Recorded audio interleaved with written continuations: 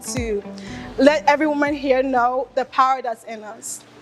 I was doing a little bit of a research, and I found some first woman stuff to mention to you, because these women I'm about to mention, they were in a time where there were limitations put on women. The how dare you dream? How dare you think you can make money? How dare you think you can step out of the kitchen and go build a business? The first woman to be a CEO in America, her name is Anna Bezos. The first woman to build, design her own plane and fly that thing. Her name, I forgot, but I'm gonna tell you real quick. Her name is Anna Watson. The first woman to earn a doctorate degree, her name is Juliana Morel. These women did this in a time where it was radical, but yet they did it. So then I asked myself, what is in you that pushes you to do something so radical when society tells you no? How do you find the grit, the motivation to do these things?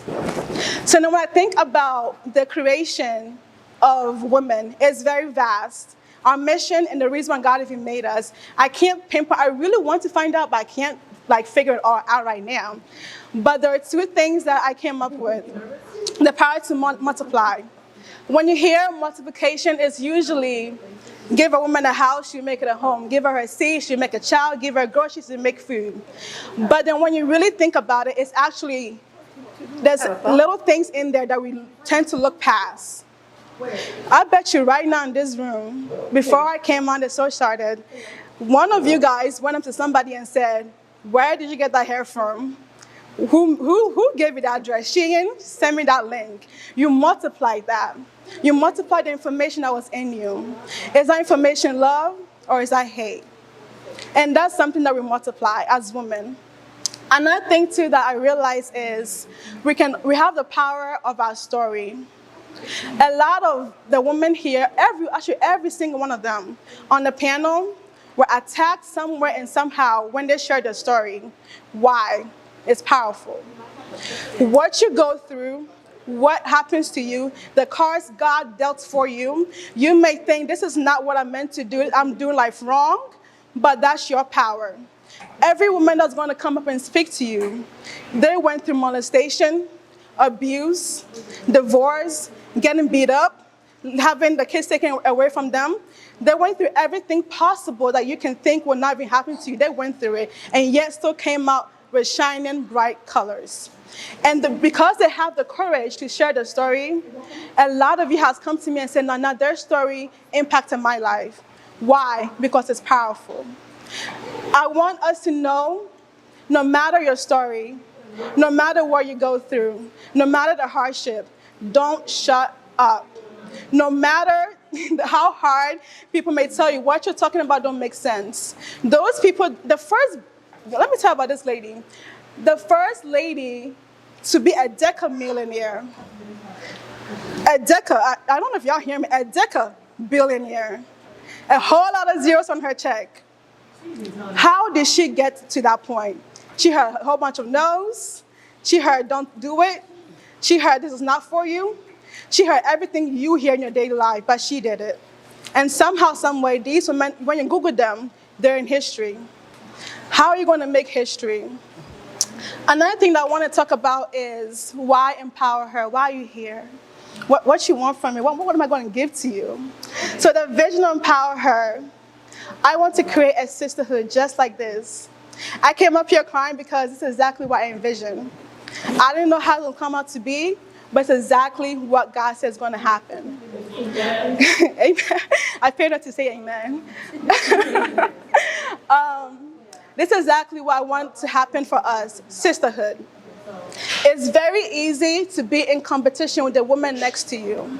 It's very easy to talk down with the woman next to you. It's very easy to think that you are better than the rest. But let's look on the outside of that. What if that love that's in us, if we can multiply that, what will happen? I want you guys to think that far. If a woman can come together and love on herself as sisters, what will happen? So what I did this research, right, and they're saying that a woman can speak about 20,000 words a day. And usually when you hear that, they're saying that we talk too much, we do too much, we're emotional. But I tend to see that as I have 20,000 ways to multiply what's in me, to speak of love. So what if we can talk about love in 20,000 ways? What if we can be so radical that we push past limitations on us to have our name in history? What if we don't shut up and actually mention our story? What will happen to women? We will be where God wants us to be. I feel we have been confused in this day and age. They're telling us, oh, stay in the kitchen, don't you dare move. Now it's saying you can do whatever you want, but there's some things you can't do. Where do I land? So what will happen if we had a sisterhood, if we can keep gathering like this and talk and figure things out within ourselves, not fight each other, not come against each other, and not talk bad about each other, but rather motivate each other, rather inspire each other. When I start my show, I say, welcome to Empower Her. My name is Nana, and this is a show we educate to elevate and aspire to inspire. Now, for the ladies I'm going to call up, these are women that have the courage to share the story. They did not mute themselves. They came against every attack. So I want this room to be filled of love and positivity. What they share is because they find it to be empowering for the next person. No, what they went through, you probably relate to their story, and how they got out of it can then teach you how to get out of it. And then after I talk to them, we're going to have an audience Q&A. If anyone in here is not comfortable standing up and asking a question, you can certainly text my number. I'll give that to you when that time comes. Yeah. But I also want you to keep in mind that we're here for positivity, we're here for love, and we're here to grow, motivate, and inspire ourselves. Every question you ask yourself that question. Is it going to inspire the next lady sitting next to you? Is it going to inspire you? So please, let's be very cognizant on the questions we ask as well. And I want to thank you so much for the love. I didn't expect this, honestly. I'm still emotional, but I'm gonna get through this.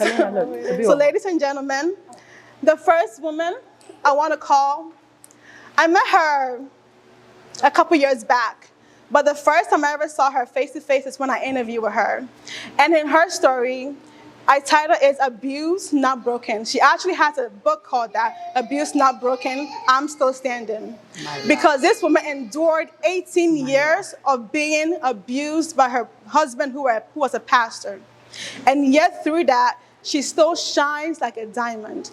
I themed this season A Diamond in the Making for a reason, because the whole time I'm speaking to her, she's shining, she's beaming. How do you go through what you went through and still shine? From the day she was on this earth, she was abused. No, she was molested at the age of 3. This woman is powerful. This woman is impacts of wisdom. Ladies and gentlemen, Miss Jackie Moore.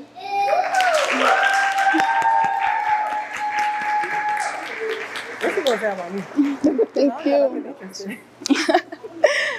The next woman I'm going to have up, I call her a sister. She has shown me love beyond measures.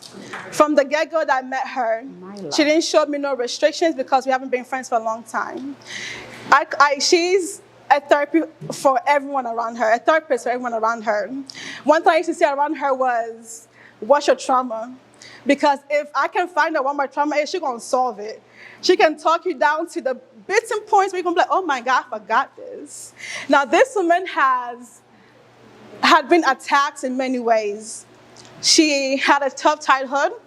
She didn't know everything you know as a child. She didn't have that. That Barbie doll you had, she didn't have that.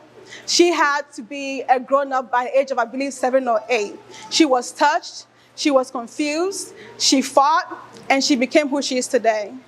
It's funny because everything that she's been through, she actually uses this as a power to empower people. She doesn't speak negativity, but always positivity. Ladies and gentlemen, Mrs. Helena Bento.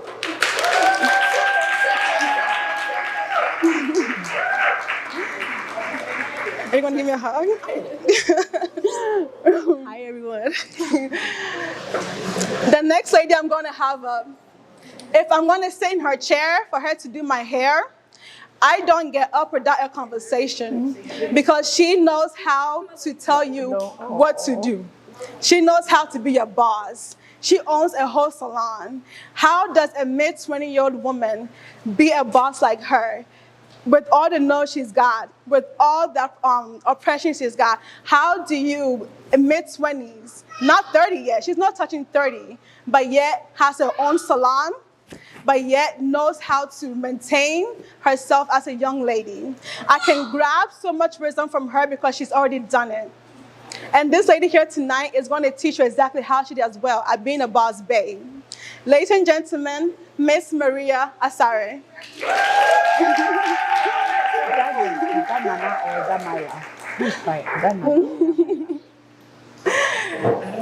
Two more, I promise I'm almost done. The next lady I'm going to introduce, man, she taught me what the word sister means. I know I want to create a sisterhood, but I didn't know what that meant fully until I met this lady.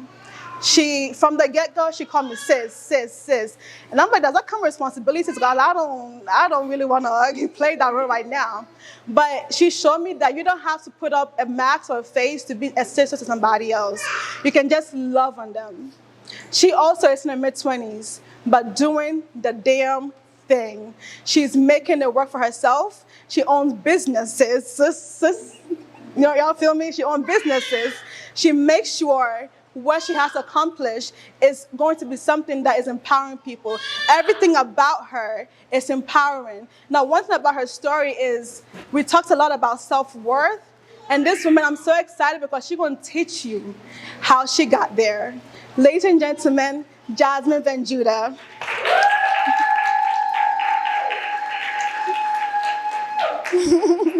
I love you. Last but certainly not least, I remember calling her one time and I was like, can you please slap me in the face? Not literally, but like, not literally, but slap me in the face because I need wisdom. I need knowledge. I am going out of my way. I'm not who I'm supposed to be right now. I need you to impact some wisdom in me. And she says, how hard do you want me to smack you? I said, go all in. And then she spends time with me on the phone, in person, making sure she impacts in me, making sure before I leave her presence, I am good, I know what's next, I know what to do. I didn't tell her I need this from you, but she did it out of her own will. She embodies what women empowerment is, because all what she's been through, she doesn't use that as negative power either. The love that's in her multiplies so far that it reached me. And it's funny because apparently she knows me when I was in diapers. She claims she knows me, but okay. So, and it's funny how God works, because if you change my diaper, I don't remember you, I've never seen you, I don't know who you are, and then we reconnect again because of women empowerment. That's powerful. God is teaching me something. So with this lady, I want you to throw your questions at her like crazy. Like everybody on stage here, but her, let her. She got her. Ladies and gentlemen, Miss Nathan Enchi.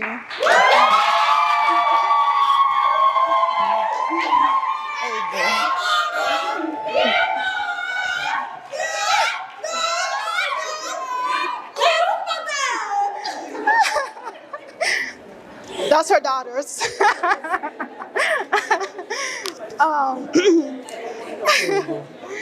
So the show is about to, or it has started, but I'm going to talk to them one-on-one while you listen. And then afterwards, please write down your questions. No question is a stupid question. We're here because we want to make sure it impacts your life. Write down your questions, and when that time comes, to ask us that question, because I want to make sure when you leave this place, your life is changed forever. Now, if someone can give me a bottle of water, I can definitely start. So, can you guys hear me okay? Yeah? You sure? In the back? Okay. So, Miss Jackie, you, from the age of 3 years, you were touched by a family member. Not touched, I meant sexually touched. She was 3. She had a time in her life where the doctors told her, you're not going to live. She fought cancer, and she fought domestic violence as well. Now, I want you to tell me, in your darkest moments, there was a lot of them. I remember interviewing you, and I was like, oh my God, where's the light? Yeah. In your darkest moment, what kept you going? That's a good question. I would say because I play piano, I would use that as my timeout, to my place to go to another place. You know what I'm saying?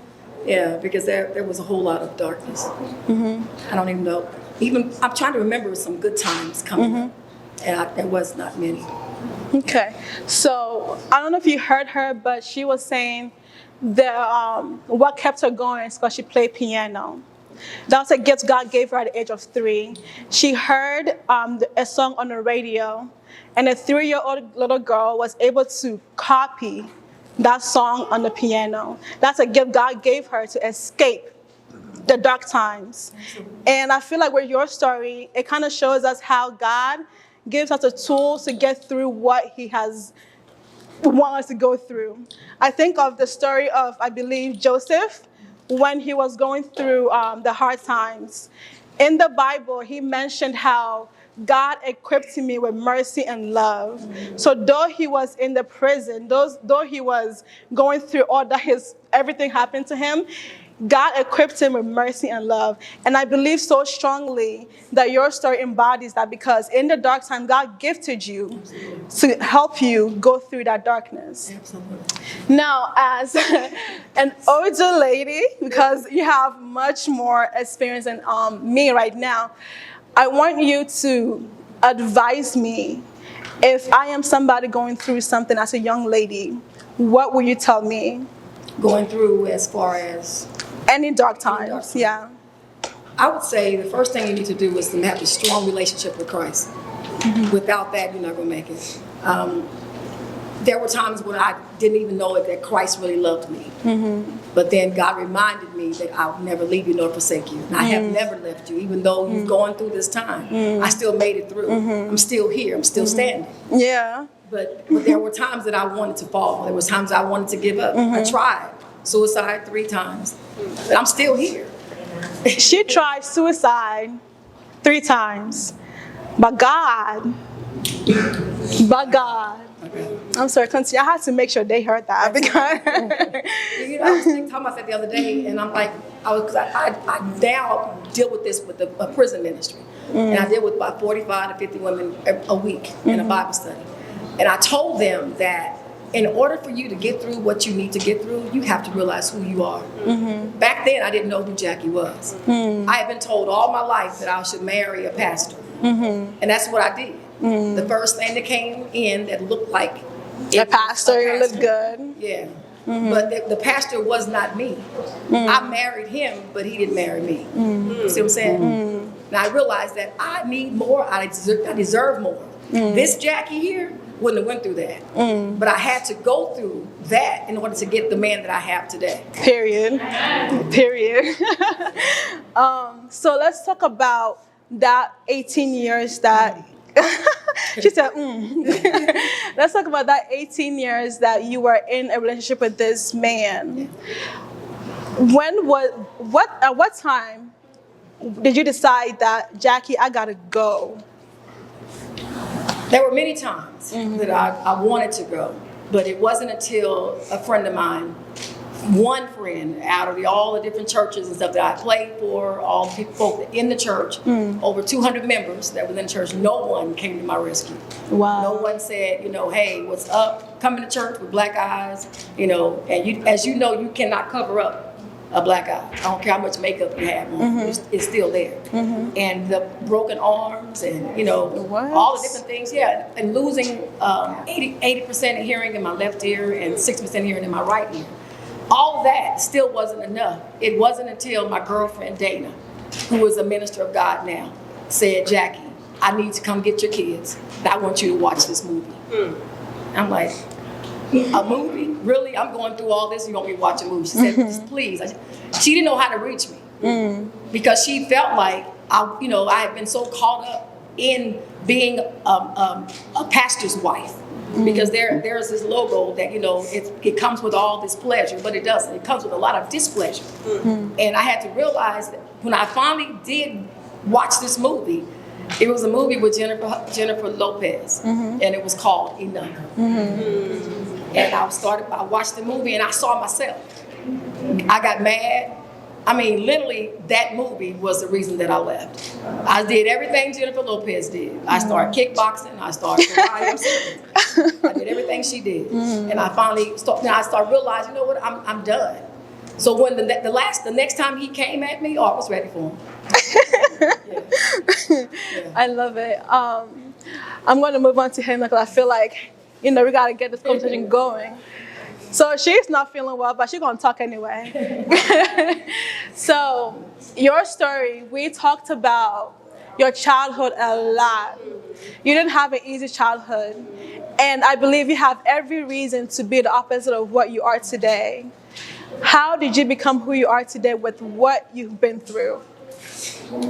That's a good question. Can you guys hear me? Because I have a cold, so I can't really. Can y'all hear me? Yeah. Okay, I'm loud, but I got a cold, so I'll try to talk.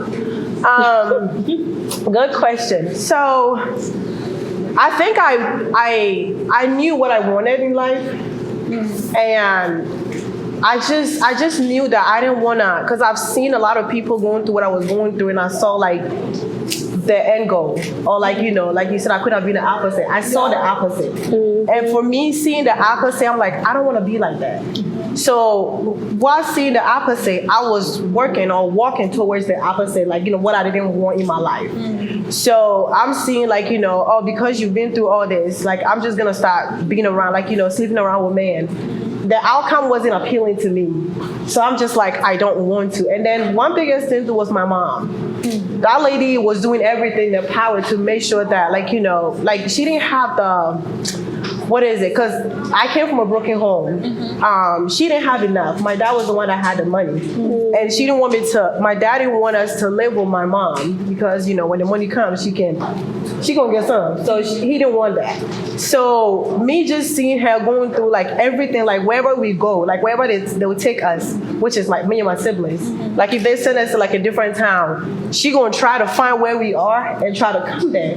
And for me, just seeing her struggle and just seeing that she really pushing, she's a mom, wherever we at, she is really fighting. It's not like she just sitting and oh yeah, he's taking care of themselves, whatever. It's she was pushing for it. Right. So for me, just seeing that, I'm I want to make that woman proud. And so everything I was doing, I'm if she's here, what's she gonna say? Because she's in Ghana and I'm here, I could have been doing anything. But every single thing I do, I'm can I tell her when she's here? Am I will I be proud when I to tell my mom? And if the answer is no, I'm not doing it. If the answer is yes, I'm proud, I'm going to do it so I can tell her and I'll be proud. Yeah. So that was it for me. Yeah. Another part of your story that's beautiful to me as a friend is you and your husband, how you guys met. Now, as young ladies here, those who are married, we kind of, we want to get married. We don't know when and how, but we're going to get there. So I want you to talk about your preparation, how you went from the mindset to a wife, because being a wife is not the ring.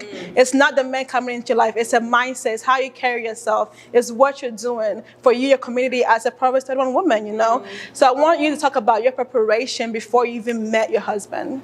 Okay. Ooh, that's a tough one, though.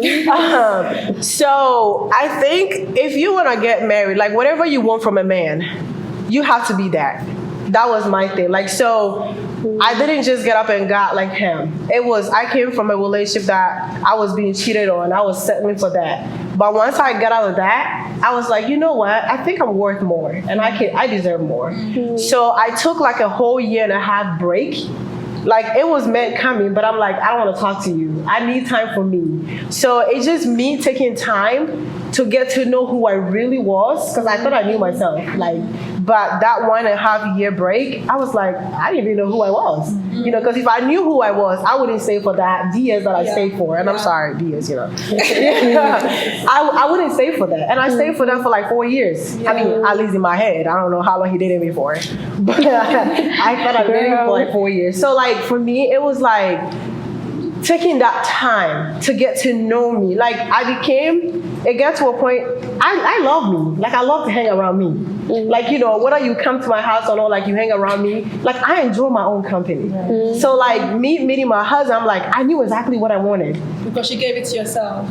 I sure did. Like, and you know, and also like praying to God and letting God lead you, because you cannot go through healing without God. Like I don't know how I was gonna do it. So for me, just pray, and that was the time that really I got closer to God. I got to know who He was. I was able to build a personal relationship with Him, and me just building that personal relationship with Him, I was like, God, I'm giving everything to you. Just show me who this man is gonna be, because I didn't wanna marry a man like my father. I did not want that. So every man I'm seeing, I'm like, no.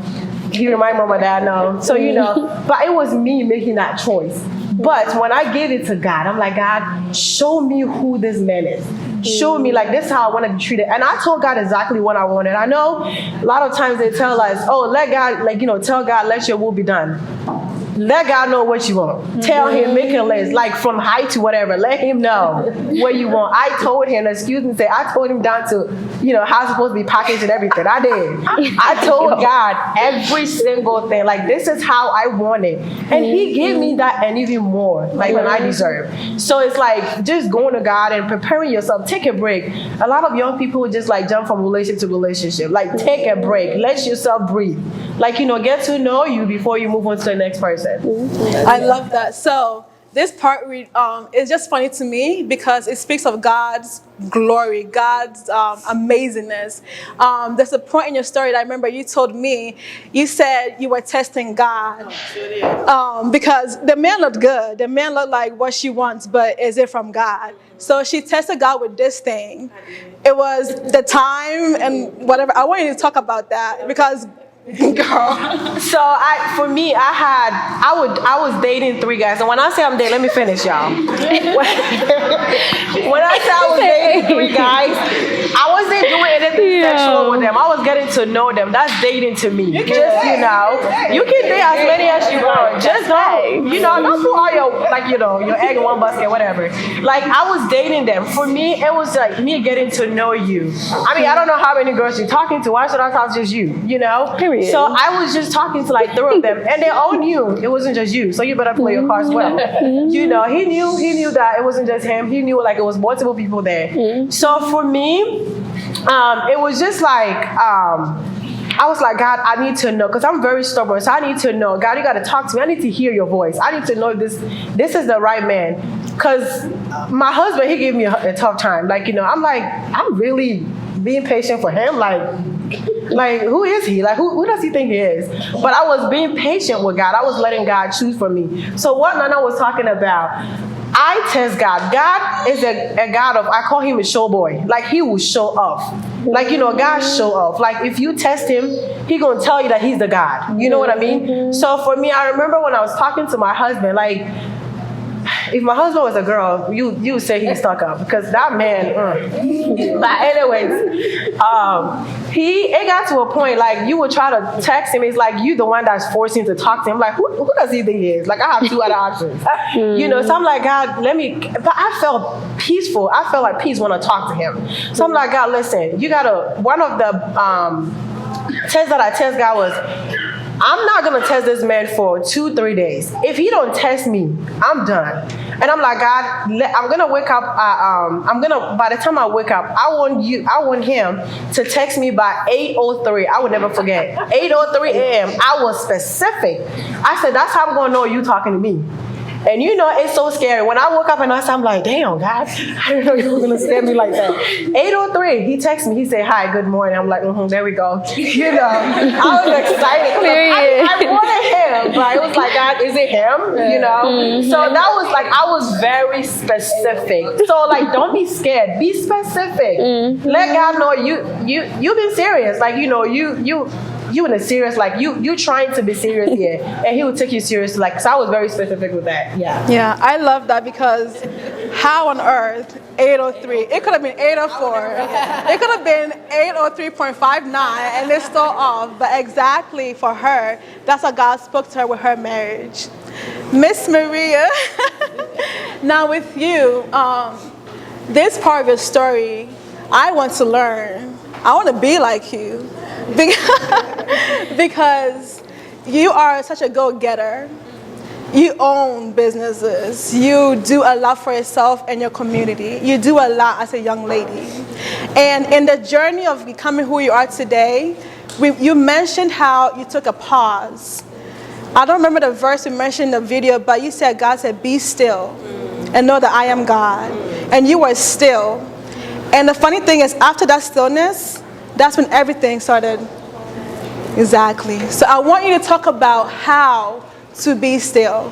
When you want to make money, when you want to get married, when you want to give birth, how can you be still when God told you to be still? Honestly, I feel like as people, like we have like this perception of how life is supposed to be and the things that we should be obtaining at a certain time, at a certain moment. And sometimes it makes us rush into things faster than what it needs to be.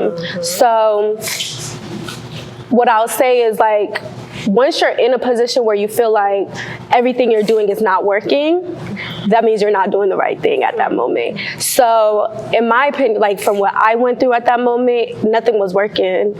Like I will gain some momentum and then things will stop, or I will do something and then it will fail. And I'm just like, God, like, what am I doing wrong? What is this? Like, why am I not getting what I feel like I deserve? And then I guess in that moment, I didn't realize what I was doing was just standing still, but it was like a moment of giving up or like calming down or like humbling myself, and stop looking for what I feel like I deserve and just allow what is meant for me to happen. So in that moment, I think what I did was just kind of like humble myself, bring myself down and just pause and just accept life for what it was at that moment, and go for the things that actually build character and build who you are as a human, right? Instead of like material things or money or, you know, like things that we see on social media and things like that. Just kind of building yourself or pouring into yourself as a human being. And I feel like that's when you start realizing, like, okay, what's meant for you starts just gravitating towards you naturally. So I guess that's what I could say. To summarize her story, if you didn't hear, she mentioned how we have a perception of how we want life to be for us. We got it planned out as if God is sleeping. We know what we want the next day and the next 10 years. However, when things are not looking like that, when things are not showing up the way you want it to show, you're doing something wrong. And in that moment, she saw it as giving up and humbling herself. But that's when God wanted her to be still. Because it wasn't about what's to come. It was about who you becoming in the process of that, the character that's in you. So when she was still and humbled herself, that's when she fixed up, Maria gotta be this, Maria gotta do this. And then everything that's meant for her started coming. And I want you to talk about how in the process of getting your salon today, if y'all not been in her salon, she owns a salon. You can get your nails done. You can get everything. It's a one-stop shop for beauty. She owns it. A young black woman owns a salon in Columbus, Ohio. Yes. Yes. I love it. Yes. I want you to talk about how you got the salon today, because you had one picked out that you really wanted. But one day, the glass was shattered, everything was going wrong. You could have given up that day. And Main Gala would not have been existed today. How did you keep going knowing that this is not working? It's what I wanted, I got it, I paid money, I invested into it, and it all just crumbled down. How did you keep going? Faith, Yeah, faith, and just feeling like there's no way God decided. Like, if something is in your heart heavy and you feel like, okay, this is what I'm into, this is what I love to do, there's no way God will put that in my heart if it's not meant for me. So that's the faith in that. Like, I just feel like, okay, like, you made me for this. You feel me? Like, I feel like you told me this is what I'm supposed to do. So if it's not now, then allow it to happen when you're ready for me. So I think even in that moment of after I had invested so much money and, you know, I was kind of dealing with it personally by myself because not many people knew about that. And a lot of people still don't know that this is not my first store or whatever to invest in. But I think while I was going through that phase, I was just kind of like prepping myself for whatever it is that he was going to give me. So yeah, that's just what it was, just that faith. Yeah. She said faith, period. Which is hard, but gotta have it. It is hard. Yeah. Another thing that's radical about your story is you're Ghanaian, you're African. A lot of I don't know, everyone here is not African, so like if you can relate, it's innate in us that education is key. That's how you're going to make it in your life, which is true. But education does not stop at just a degree. Education is in what you learn for who you are. And I think your story took a turn in that. She was in school learning something that she wasn't passionate about because to her, she got to get a degree. But that's not what God called her for. In the minute of being still, God showed her, Maria, this is what you got to do. She quit school, which is, radical. If you're African, you quit school, you're about to get a lecture for days. Your parents want to come up in the school like, you better get your degree. I brought you here for a reason. But somehow, some way, she did it, and now look at her, owning a business. She has people working for her. So how did you look past my education does not stop at degree. This is not who I am. How did you look past that and become who you are today? It wasn't easy. It wasn't, especially like you said, coming from a foreign family.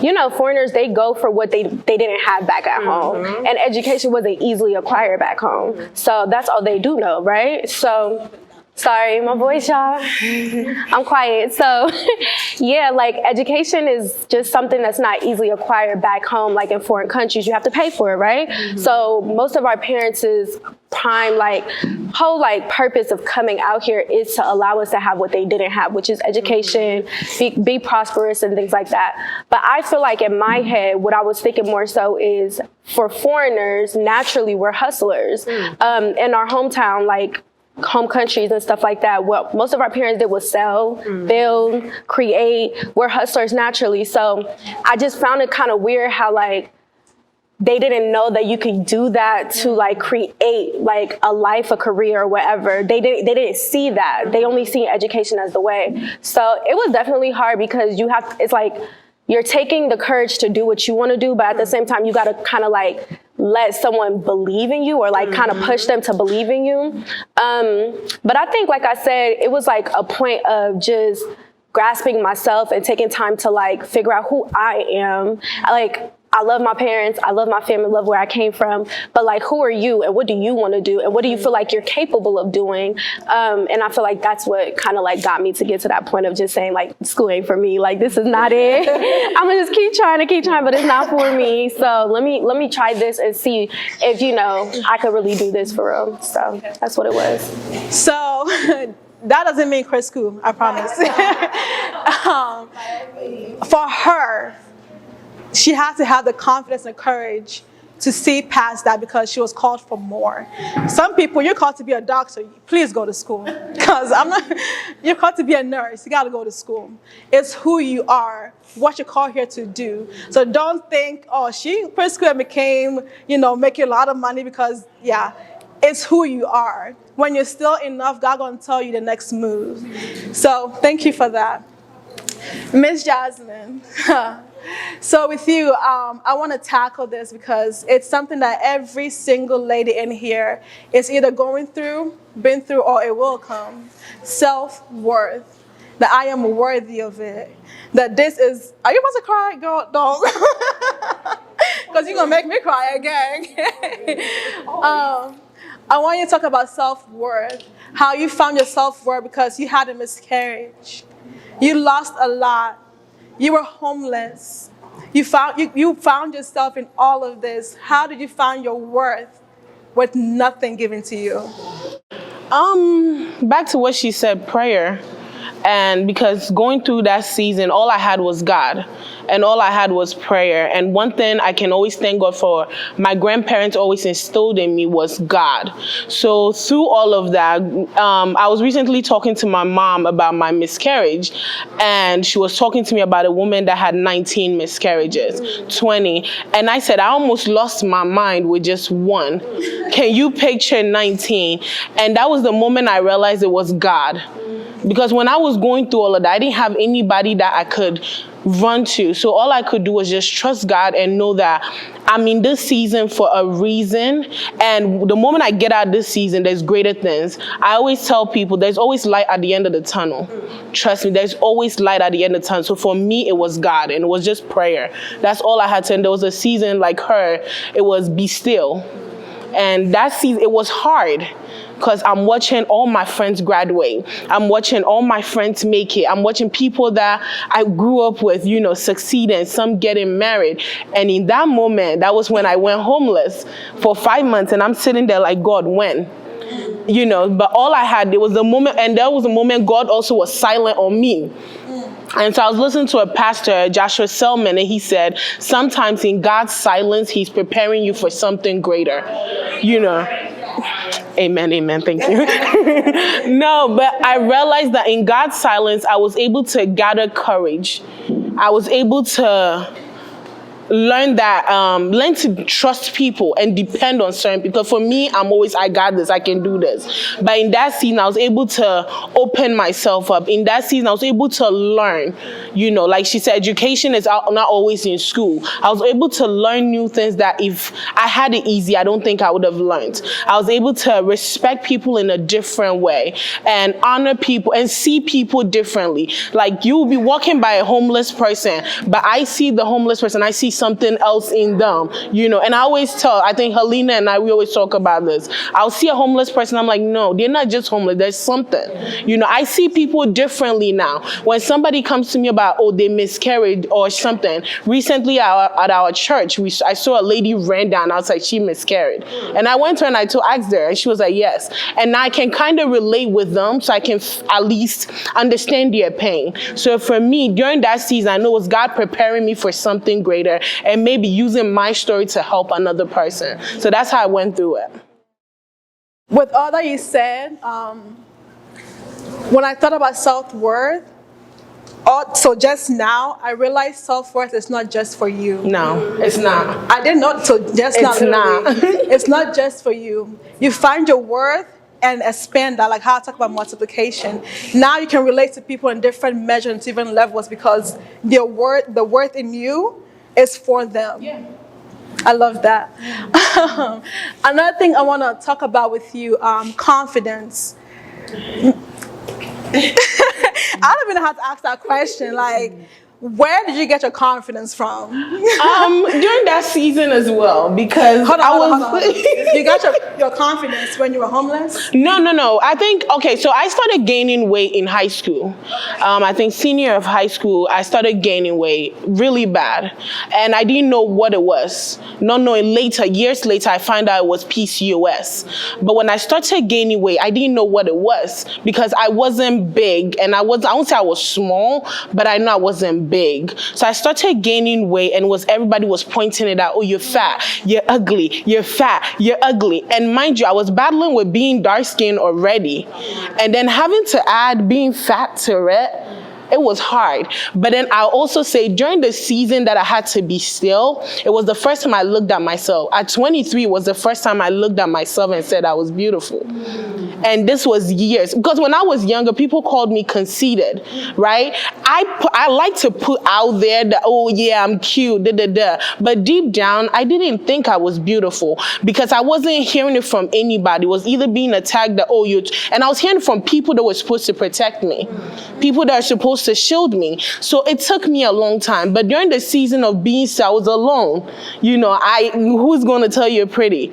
No one. And I was used to guys telling me I'm pretty when they wanted to sleep with me. But I had to get to a point. I always tell people, me gaining weight, I'm thankful. Because when I gained weight, no guy is, okay, now they come now, but then they were not coming, right? So it's like, I have to sit with myself. No guy is coming to tell me I'm pretty. So I have to look at myself for the first time and say, you're beautiful. And I had to consistently tell myself that. Every morning, look at myself. I think I saw a YouTube video that said, consistently tell yourself. I think they used the demonstration of a plant. They started telling the plant, oh, you will grow, you will do this. And the plant started growing compared to the other one. Yeah, it was actually an illustration they did. And so I started telling myself that you're beautiful, you're amazing, you're worth it, you're worthy, you know, you're going to make it. And that's how I pull through. Wow. Wow.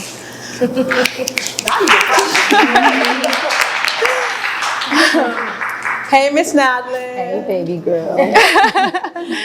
Man, you were a stubborn teenager. You did everything to rebel against your mama because of what you saw. She was raised in Bronx, New York, so if you know, you know. At a very young age, you married a man because you were pregnant with him. And this part hits home for me because you married him because he saved you. You left your parents' house because this man saved you when you needed a savior.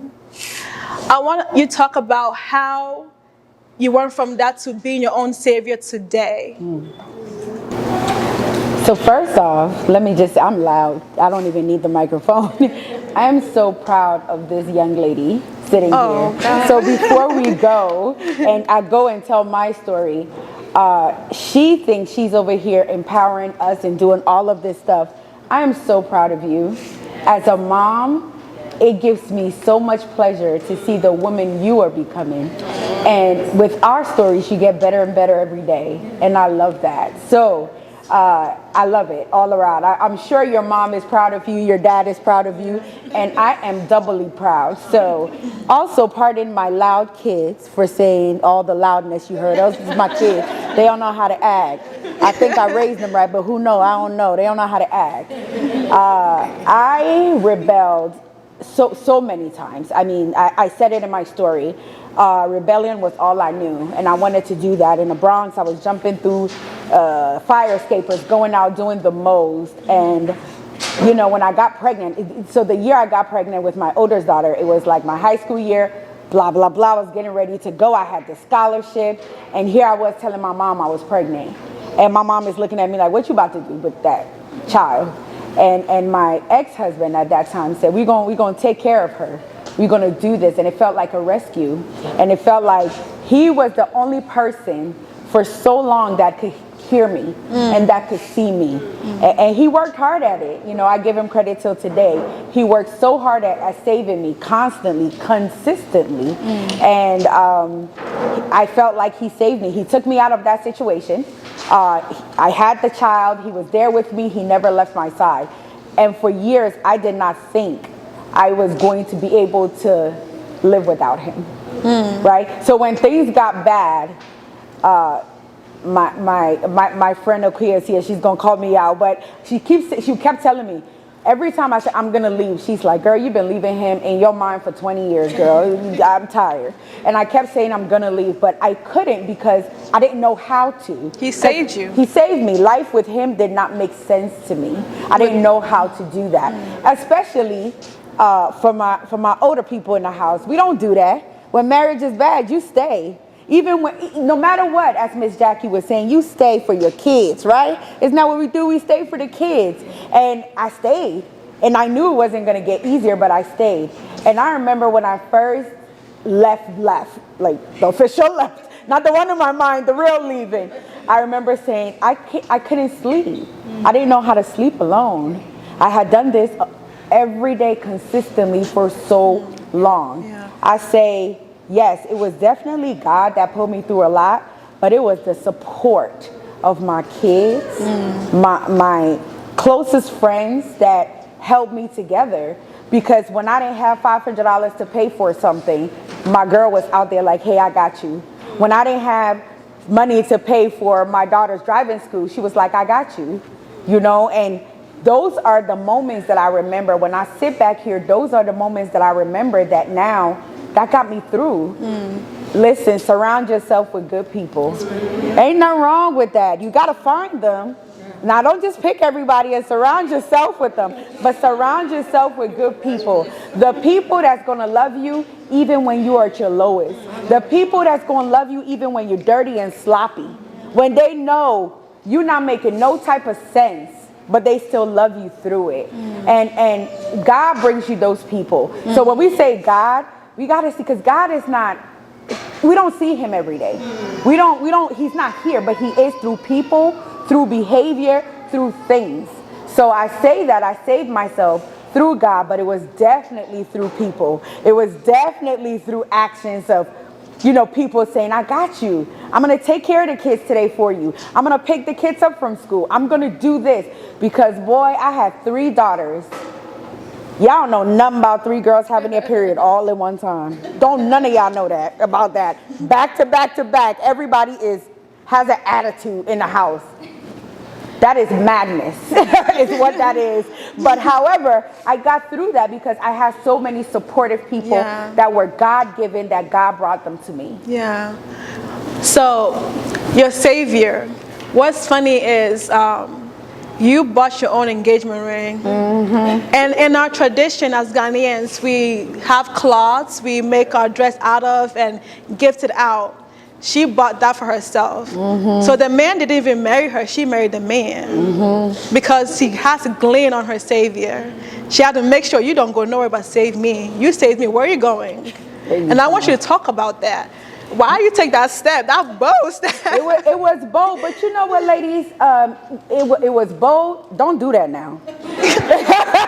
Everybody that's in here, do not do that. You know, it's so funny that at that time, I don't even think your dad remembered this. I had gone to Ghana. Your dad and my older brother went to school together, and I went to Ghana right there, and me and my brother had hung out, and he kept telling me, what is going to happen? And I said, I'm about to marry this man, and we about to go do this. And my brother was like, what do you mean? He was telling me, am I stupid? Like, what's wrong with you that you feel like you got to marry this man so badly? And I remember going to Macy's, buying the ring, and he was just there, like, everyday life, like he was just coming along with it. I bought the ring. The night before, I wrapped my own cloth. I bought the cloth and wrapped it. I had the food down packed. I knew exactly. I was coaching him. Like, when we go, you better not say this to my daddy. Like, my daddy is a king. Don't say this nonsense. Like, he gonna mess you up. I'm coaching him on how to marry me. Because I wanted to be with him so badly. I needed to be with him. Don't go out there doing that. You don't need nobody like that. I needed him like my breath, like water. Hey. Yeah, I did. I literally, and I needed him for even much longer. And you know, I remember my brother, even when my brother was telling me, are you stupid? I was like, what is he? He's jealous. He over here got his wife. He don't want me to be married. He does not want me to be married. He don't want me to have a man on my own. And even at that time, I didn't realize, and I carried him. Y'all, not only did I do my own engagement, came back and I carried this man. I carried him through life. It got to a point where my brother that was telling me Jimmy was giving this man money every week or so. He became like a support, because everybody was like, well, as long as you hold on to our sister, our niece, our friend, we got you. And he loved that. I remember an uncle of mine coming and said, here's a check, put something on there. What do you do when somebody say that? You put 10,000, what do you put on there? Do you put 5,000? Because everybody wanted it to work. So now my brother is now saying, oh, he's such a good guy because I protected him. And my brother is sending him money every week. Every week. And my uncles and my sister, everybody is doing this because I saved this man. Because I needed him so badly. Wow. I needed to. Y'all know how hard it was for me to tell people I'm not married and I got a divorce? Man. You don't say that in our culture. Talk about how long it took you to actually sign the divorce papers. Oh, Hold on. How long you Yeah, you see how people here, my friend is telling me, it took me so long to actually sign the divorce paper. I signed the divorce papers, I want to say 3 years ago. And he wasn't living with me. This man I'm gone and married, had 2 kids. Hold on, 2 whole kids with a different woman. In my head, oh, he gonna come back. Where? To who? To when? And you know, I was so sure. Like even my kids were like, Mom, you know daddy's not coming back, right? I was like, yeah, you know. 2 kids. 3 years ago, I signed those papers because I couldn't let go. I could not understand. Like you, I felt a little worthless. Revalidation, right? I needed that. Like everybody here, in our struggle, in our fight, it needed to be constant reminders of what we are as people, not even as women, but as people, that we deserve the best. We all deserve the best, and I couldn't do it. So here I go, and I married this by myself. I done carried him, y'all, carried him for years, He didn't know nobody's birthday, none of the kids. He didn't know their birthdays. He did nothing. He just was there. He just came along. Hey, you know, Iman, come on, let's go. Okay. He'll get dressed and he'll come along and he'll play his role. And that's all he did. And I needed that role to be played. So I couldn't even talk about being divorced. And I was with friends and people and I couldn't even say it. I'm trying to think of when I told your mom I was getting a divorce. I couldn't say it. The words could not come out of my mouth. Like, I'm miserable in this marriage. Somebody save me. I couldn't say it. Man, thank you.